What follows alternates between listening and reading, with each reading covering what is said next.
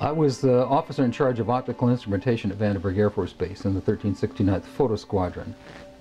And as such, it was my duty to supervise the instrumentation photography of every missile that went down the Western Test Range. In those days we called them ICBMs, inter-county ballistic missiles, because most of them blew up on launch. And our job was to determine why they blew up, to provide the engineers good enough engineering sequential photography so that they could see what was wrong with the bird as it took off in flight. What we photographed up there affected me for the rest of my life and made a huge impact on my understanding of the universe and of governmental manipulation of our minds. The purpose of them was they were ballistic missiles. They were to deliver nuclear weapons on targets. That's what they were there for. We weren't launching real nuclear weapons, we were launching dummy warheads. They were the exact size, shape, and dimension and weight of a nuclear warhead. For my stunning achievement in finding a place where I could look back at Vandenberg Air Force Base from up north, and for figuring out how to transmit the timing up there, and for getting the thing set up, I was awarded the Air Force Guided Missile Insignia. I was the first photographic officer in the Air Force to get they called it the missile badge. And it was a highly coveted thing at the time. It was definitely in 1964 because Florence Mansman confirmed that, and he knew. He had written it down and knew the exact date of it. They counted down the missile. We heard engine ignition, liftoff. We knew the missile was underway. And we were looking down southwest, and the missile popped up through the fog. It was just beautiful. And I hollered, "There it is!" And our guys on our M45 tracking mount with 180-inch lenses on it got it. And the big BU telescope swung over and got it, and we followed the thing, and sure enough, we could see all three stages of powered flight as they burned out and dropped away. And then, of course, to our naked eye, all we saw was a smoke trail going off into subspace as it headed off toward its target, which was Eniwetok Island, Eniwetok Atoll. So we whooped and shouted and heard the film wrap off in the BU telescope, and figured, well, that was our first big deal, and we got it. We sent the film back down to Vandenberg, and I don't know exactly how long it was after the event. It might have been a day or two. I was called into Major Mansman's office at the 1st Strategic Aerospace Division headquarters. And I walked into his office, and they had a screen and a 16mm projector set up. There was a couch, and Major Mansman said, "Sit down," and there were two guys, as I recall, two guys in gray suits, civilian clothes, which was fairly unusual. And Major Mansman said, "Watch this," and turned on the film projector. And I watched the screen, and there was the launch from a day or two before it at Big Sur. It was quite exciting because of the length of the telescope. As the Atlas missile entered the frame, we could see the whole third stage, which has two rocket nozzles like this and one in the center, a gimbaled one in the center, filling our frame from about 160 miles. That was pretty exciting optics. We watched that stage burn out, we watched the second stage burn out, we watched the third stage burn out, and into the frame came something else. It flew into the frame like this, and it shot a beam of light at the warhead, which is represented by my thumb here. Now, remember, all this stuff is flying at several thousand miles an hour. So this thing fires a beam of light at the warhead, hits it, and then this thing flies up like this. Meanwhile, we're all going like this, fires another beam of light, goes around like this, we're going like this, fires another beam of light, goes down like this, fires another beam of light, and then flies out the way it came in. And the warhead tumbles out of space. Now, I saw that. I don't give a goddamn what anybody else says about it. I saw that on film. Phil Klass can kiss my ass. He wasn't there. I was. Now, when the lights came on, Major Mansman turned around and looked at me and said, "Were you guys screwing around up there?" And I said, "No, sir." And he said, "What was that?" And I said, "It looks to me like we got a UFO." Now, the thing that we saw, this object that flew in, was circular, was shaped like two saucers cupped like this with a ping pong ball on top. The beam of light came out of the ping pong ball. That's what I saw on film. Now, Major Mansman said to me, after some discussion about it, he said, "You are never to speak of this again. As far as you're concerned, this never happened." And I said, "Well," and he said, "I don't need to emphasize the dire consequences of a security breach, do I?" And I said, "No, sir." And he said, "Fine, this never happened." As I started for the door, he said, "Wait a minute."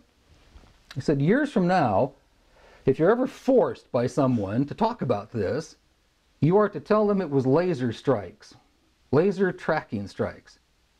Well, in 1964, we didn't have any laser tracking strikes. We didn't have any laser tracking at all. Lasers were in their infancy in 1964. They were little playthings in laboratories. So I said, "Yes, sir," and walked out, and that was the last I talked about it for 18 years. I didn't talk about it to anybody at Vandenberg Air Force Base. Nobody in my squadron knew about it. Nobody saw the film but me. My commanding officer, Major U.S.A.F. Clement Jr., didn't see it. My operations officer, Captain Kenneth R. Callahan, didn't see it. His assistant, Lieutenant Ronald O. Baylor, didn't see it. Their assistant, Chief Warrant Officer Guy M. Spooner, didn't see it. Nobody in my squadron saw it, and I didn't talk about it to anybody under direct orders from Major Florence J. Mansman, Jr. Consequently, no one at Vandenberg that I know of knows anything about this. That sounds real suspicious, doesn't it? Somebody should have seen it. Somebody should have talked about it. Well, they didn't. Because in those days, I didn't talk about top secret things that I was told not to talk about. There are things that I know about that I did in the service that I won't talk about to you now because they're top secret, and I could get my ass in trouble for talking about them. After 18 years, it occurred to me that I could talk about this one incident because nobody ever told me it was classified top secret. If you parse what Major Mansman said, he said, "You are to say this never happened." Well, that's not classifying it top secret, is it?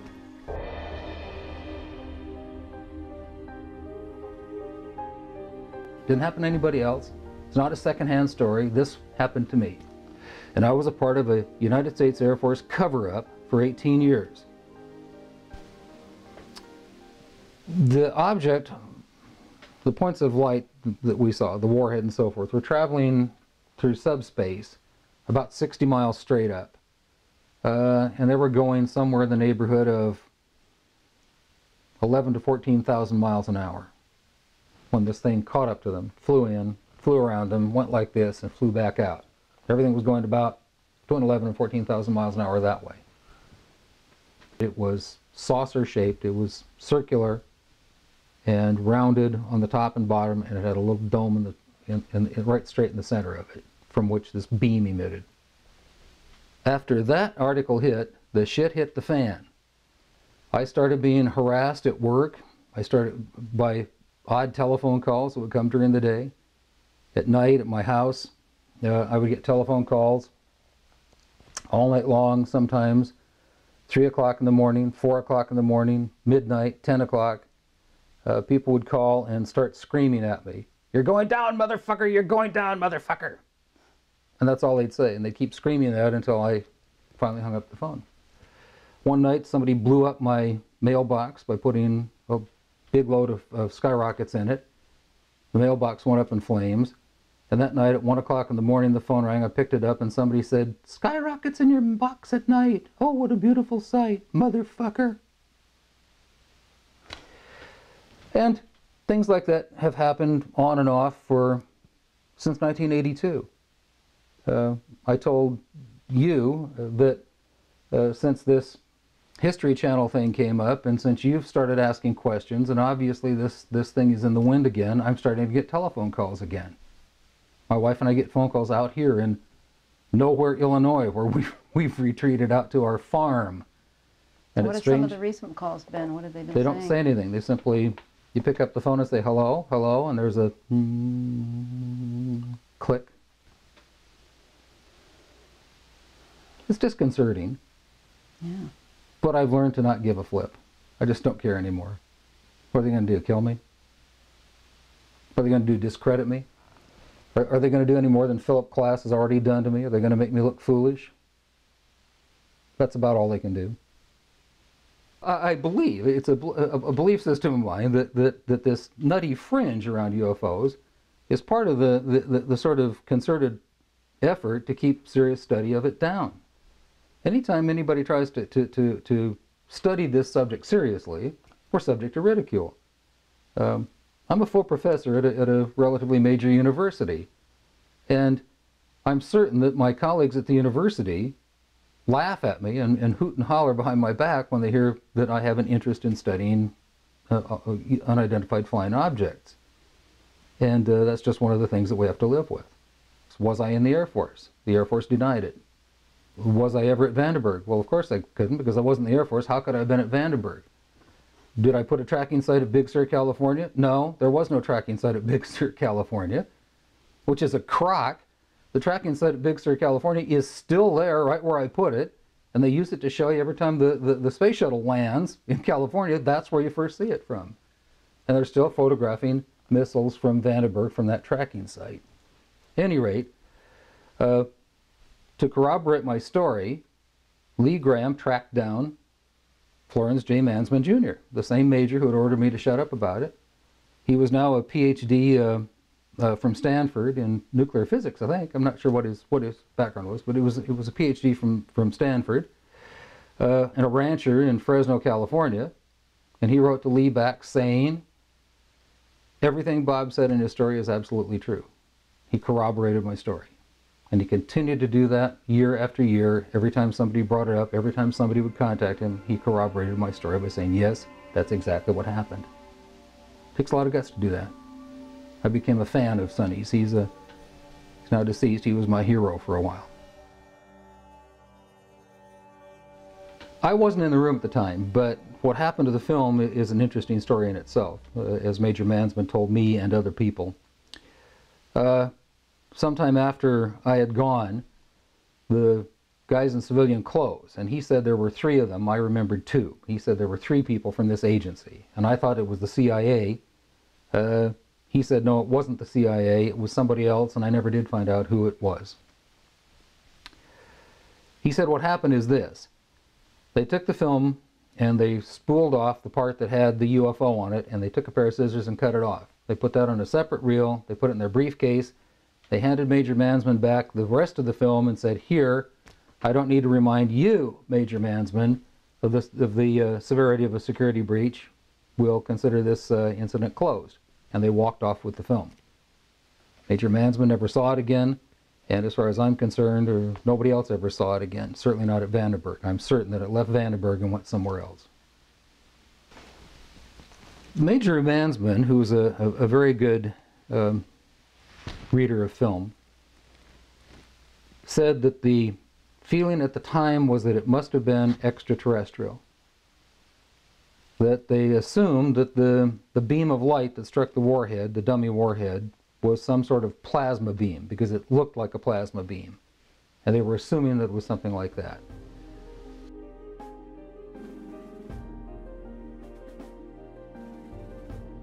Major Florence J. Mansman was a man of great honor and great scientific standing in the community. For him to corroborate it is good enough for me. Even if I didn't believe myself, I would believe Major Mansman. Now there were 2 of us who were Air Force officers at the time, and we saw something, and we have both corroborated with each other that we saw that's what we recall from the incident. And what I have to ask skeptics, or people who disbelieve what I'm saying, is why would I make this up? Why would Major Florence J. Mansman, Dr. Major Florence J. Mansman, why would he make it up? What have we to gain? I've made no money from this. I've got nothing but pain and suffering out of talking about it. I've been harassed at my home. This was used against me partially in losing a job once in teaching. I've had a hell of a time after I've told this story, but I continue to tell the story because I think it's important for people to understand that this sort of shit goes on in the government. That the government covers up information that we are entitled to know about as citizens of this country. That's why I tell my story. That's why I'm telling it to you. And I'll continue to tell it as long as I'm alive, And I'll always tell it the same way because it only happened one way. I never vary the story because I can't. It's the truth. And I've been the subject of humiliating letters and phone calls from skeptics like James Oberg at NASA and Philip J. Klass, who's an idiot, a paid informant of the United States government, who persist in belittling me. And that's fine if they want to belittle me. But don't belittle Sonny Mansman. The things that were denied specifically, first of all, was that I was ever in the Air Force. They had no record of me. I was at Vandenberg. No, they had no record of that. Once we found, oh, he was at Vandenberg. Well, he was never at Big Sur because we don't have a tracking site at Big Sur. Well, we proved that. That's the nature of bureaucratic idiocy. The Air Force's position right now is there was no such incident and there was no film of it. The thing that's important to me about this whole operation is very simply, the biggest event in the history of humankind is the discovery that we are not alone. That there are other living entities, intelligent entities, in this universe or other universes, and that we aren't here alone. That's a huge, enormous discovery. It's the discovery of the lifetime of humankind, isn't it? To find out that we're not here alone. That's why I think it's important to talk about these things. I think that's exciting. And I think that it's important for us as humans to come to terms, to grow up, Arthur C. Clarke's Childhood's End, to grow up and recognize that we may not be the paragon of animals after all. That there may be something out there that's bigger and more exciting than we are, and that just maybe, they're telling us something. Now, what I saw that day was something shooting down a dummy nuclear warhead. What message would I interpret from that? Don't mess with nuclear warheads. That's probably the message I would interpret from that. I'd say, oh, well, maybe somebody doesn't want us annihilating Moscow. Maybe we should stop doing that. I'm not sure that's what went on. But Ronald Reagan one night went on television. He did a most astonishing thing. Most astonishing. He stood up in front of America and said, we're going to build a defensive shield. We're going to call it SDI, the Strategic Defense Initiative. And its mission is going to be to protect us, to protect all of us. He said, Ronald Reagan said, we're going to share this with everybody. We're going to share it with the Russians. Ooh, our enemies, the guys that only a few years ago we were pretending to annihilate. Oh, suddenly we're going to protect them with a shield. From whom are we going to protect them? I just find some interesting patterns in life, and that's one of the patterns that I thought might be important. That perhaps that was the first shot across the bow, first warning shot from somebody saying, knock this off, kids. It's time to grow up. You don't want to annihilate this planet, do you? Could be. My take on what happened there is based on not only my own speculation, but having read other things and talked to other people over the intervening years, that maybe the whole thing had something to do with a preview of the Strategic Defense Initiative for Star Wars. It's another possibility, I suppose. If you agree that perhaps our paranoia is unfounded, and if we encounter beings with superior technologies, maybe we should embrace them and be nice to them because they might be showing us how to survive. Something turned those missiles off, and so they could not be put in a mode of launching. When I was a commander of a radar squadron up in Maine at Caswell Air Force Station, Maine, we were right next door to Loring Air Force Base, was where they launched the B-52s and the Casey tankers and things like that. I had a lot of security friends over there at Loring who told me about